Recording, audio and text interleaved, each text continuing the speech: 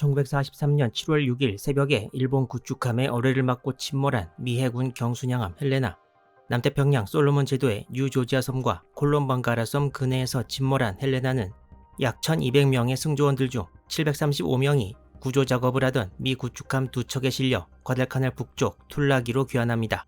일본군의 공습을 염려해 날이 밝자 철수한 구조 구축함들은 모터가 달린 구명보트 등을 남겼고, 스스로 바다에 남은 찰스 세실 헬레나 함장과 장교 1명을 포함한 88명의 생존자들은 동력이 있는 보트 등을 이용해 7월 6일 저녁 뉴조지아 섬으로 오는 데 성공했습니다. 당시 미군 일부 생존자들이 상륙한 곳을 현재의 위성 사진으로 보면 위와 같은데요. 병사들이 타고 온 보트는 해안에 바로 닿지 않아서 어느 정도 거리를 걸어서 상륙해야 했습니다. 수병들은 침몰하는 헬레나에서 바다로 뛰어들 때 전투화를 벗고 들어간 경우가 많았는데, 이 주변 해안에 산호초가 많아 신발 없이 걸어 들어가기 매우 위험했습니다. 기록에 따르면 산호초 관련 소문을 듣고 전투화를 신은 채 바다에 뛰어든 수병도 있었다는데요. 뉴조지아에 도달한 헬레나 생존자들은 전투화를 서로 돌려 신으면서 안전하게 상륙했다고 합니다. 헬레나 생존자들은 그야말로 처음 맞이하는 정글에서의 밤이었는데, 혹시라도 있을지 모르는 일본군에 들키지 않기 위해 불을 피우는 것은 금지되었습니다. 하지만 어느 수병이 담배에 불을 붙이자 바로 정글 박쥐가 얼굴을 공격하기도 했습니다. 뉴조지아 섬에 상륙한 생존자들에게는 당연하겠지만 식량도 충분하지 못했는데요. 이날 저녁은 한 명당 크래커 2개와 고기통 조림 약간, 그리고 물 한 잔씩이 배분되었습니다. 구명보트에 실렸던 식량은 조금 있으면 다 떨어질 상황이었지만, 그나마 주변이 코코넛 나무 천지였고 열매가 엄청나게 많이 있었다는 것이 위안이었습니다. 이곳의 헬레나 생존자들은 빨리 구조되든지 아니면 남쪽의 미군 장악 지역으로 가야만 했습니다. 미군 사령부는 7월 6일 오전이 지나면서 헬레나가 침몰했다는 것과 구조 구축함이 생존자들을 침몰 해역에 놔둔 채 돌아왔다는 것을 당연히 파악하고 있었습니다. 미군은 시간을 지체하지 않고 해상과 공중에서 수색과 구조에 나섰습니다. 쿨라만 해전이 벌어지기 전날인 7월 5일 새벽에 미군 3개 대대가 뉴조지아 북쪽에 상륙했는데, 이때 미 수송선단을 보호하던 미 구축함 중 2척이 그윈과 우드워스였습니다. 이 영상이 들어있는 재생 목록의 다른 영상에서 그윈이 침몰한 사건이 등장했는데요. 그윈이 침몰한 해전은 7월 13일 새벽에 콜롬반가라 해전이었고, 지금 시점은 그 일주일 전인 쿨라만 해전 직후입니다. 그윈과 우드워스는 7월 6일 아침에는 과달카날 북쪽 툴라기항에 귀환해 있었는데, 곧 구조 작업을 위해 쿨라만 해역으로 다시 출동하라는 명령이 떨어졌습니다. 이때는 조금 전 언급한 구축함 2척 니콜라스와 레드포드가 1차로 헬레나 생존자들을 데리고 귀환을 시작하던 시점이었는데, 똑같은 구축함 2척이었지만 귀환하던 구축함들은 갑판까지 생존자들을 전부 탑승시켜서 유사시 능률적으로 전투를 수행하는 것이 거의 불가능하지 않았나 생각됩니다. 미 해군 지휘부는 구축함뿐만 아니라 항공기도 침몰 해역으로 보내 수색을 시작했습니다.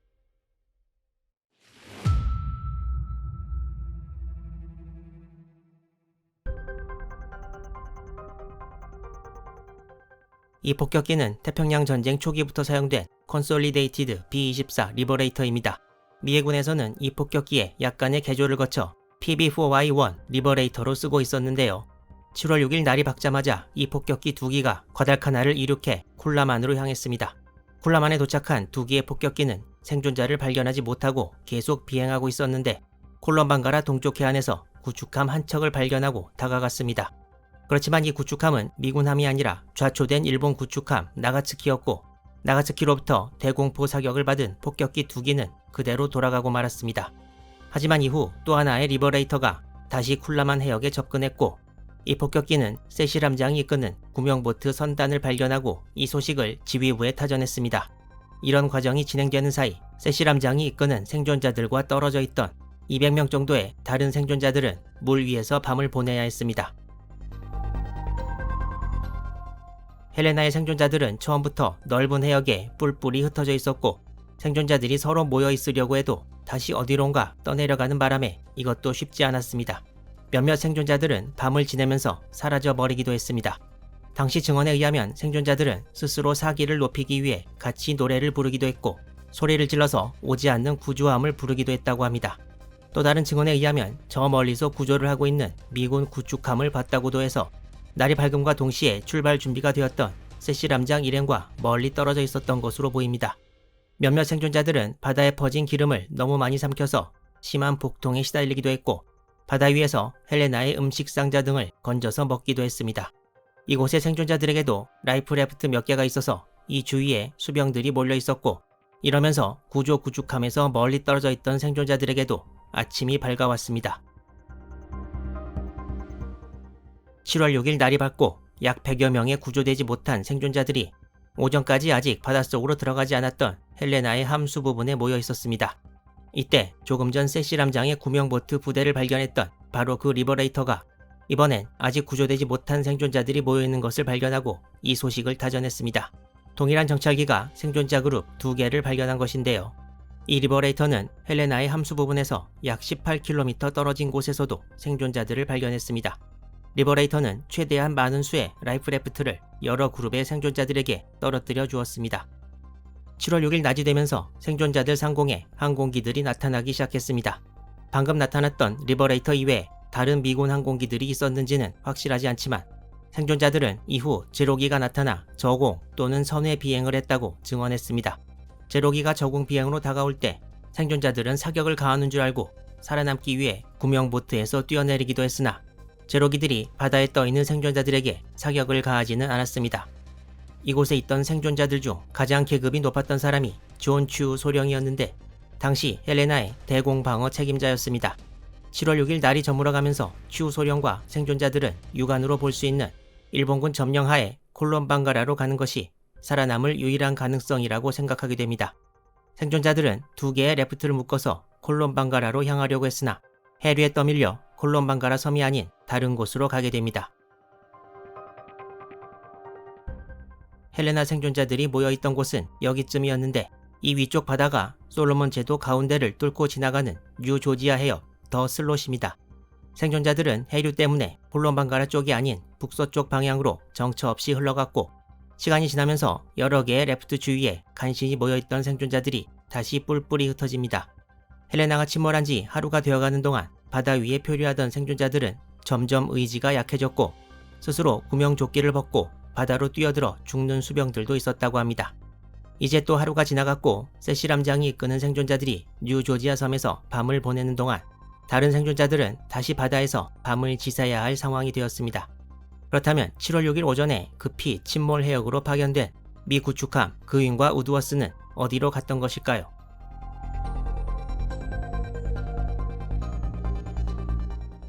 구축함 그윈과 우드워스는 7월 6일 오후 늦게 헬레나 침몰 해역에 도착했습니다. 하지만 날이 곧 어두워졌고 밤 동안 계속 이어진 수색에서 두 구축함은 생존자를 발견 못합니다. 아마도 이때쯤이면 침몰 해역에 남겨진 생존자들이 북서쪽으로 떠내려간 후가 아닐까 생각됩니다. 밤새 계속된 수색에서 허탕을 친 두 구축함은 날이 바뀌고 이제 장소를 바꿔 뉴조지아 섬 근해를 수색하기로 결정합니다. 그리고 7월 7일 오전 7시 45분 뉴조지아 섬 상륙 위치에서 밤을 보내고 아침 식사를 마친 세시람장과 생존자들 그리고 두 척의 미국 구축함이 서로를 발견했습니다. 이때 그윈과 우드워스가 이전에 나온 정찰기로부터의 정보를 입수하고 이쪽으로 왔는지 아니면 침몰 해역에서 허탕을 치자 뉴조지아 섬 쪽을 그냥 시도해본 것인지 확실하진 않습니다. 구조작업은 1시간도 채 안 걸려 오전 8시 30분에 완료되었습니다. 두 척의 구축함과 생존자들은 사고 없이 더 슬롯을 거슬러 내려가 약 7시간의 항해를 거쳐 오후 3시 20분 과달카날 북쪽 툴라기 항에 입항했습니다. 이제 침몰한 헬레나 승조원들 약 1200명 중에서 아직 구조를 못 받은 인원들은 전날 구축함이나 모터 구명보트 근처에 있지 않았고 이제 해류에 따라 계속 멀리 떠내려가는 200명 정도였습니다.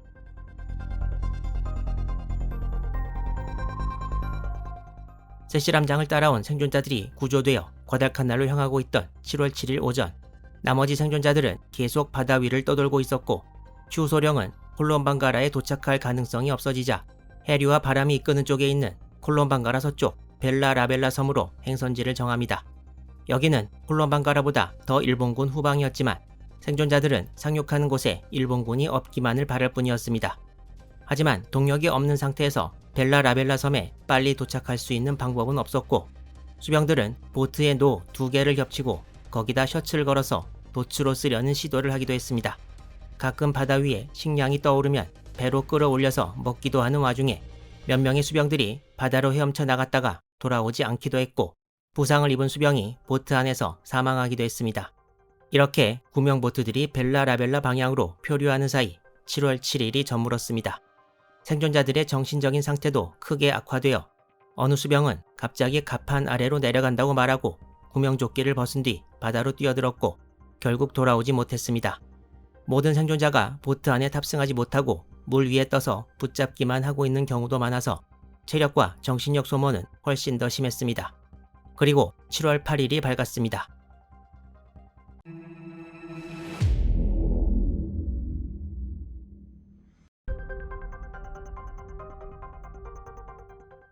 (7월 8일) 하루 종일 그리고 7월 9일에 걸쳐 헬레나 생존자들이 탄 보트가 차례차례 벨라라벨라 섬에 도착했습니다. 생존자들은 섬 해안에 다다르자마자 이 섬의 원주민들과 맞닥뜨렸는데요. 다행히도 미군 병사들에게 적대적이지 않았습니다.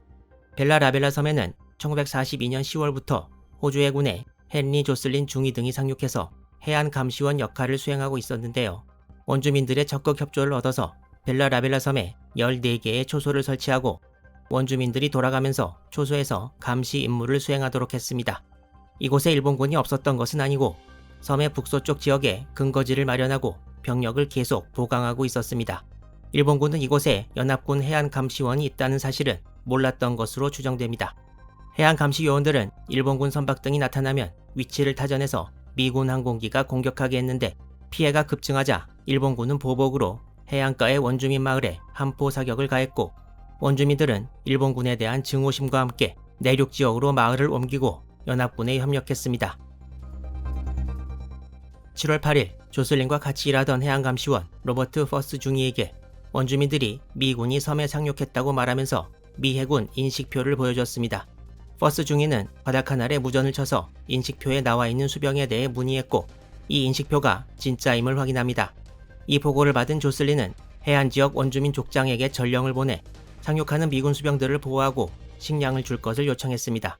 미군 구명보트들은 서로 떨어져서 하나씩 벨라라벨라 해안에 도달하고 있었기 때문에 일본군에 들키지 않게 빠른 시간 안에 피신시키는 것이 중요했습니다.